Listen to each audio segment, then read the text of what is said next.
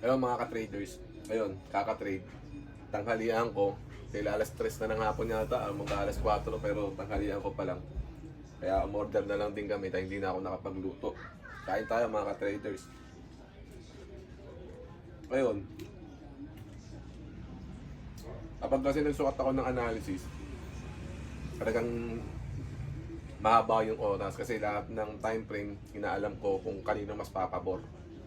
Okay, kung may nakita ba akong reversal, kung nasa RSI, overbought ba o oversold, kung yung RSI ko ba may ginagawang pattern, yung mga advanced signal, di ba?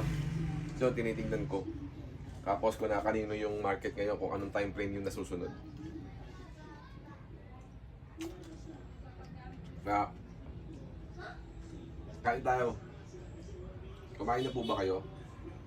Sigurado, oo.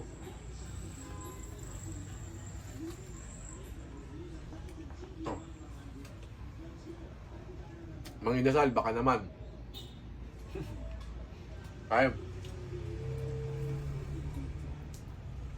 Sa mga nagbabalak dyan pumasok sa trading, ayun, payo ko lang talagang mas maganda kung aaralin nyo na mabuti yung market. Mas magandang aralin yung mga may kinalaman sa price action.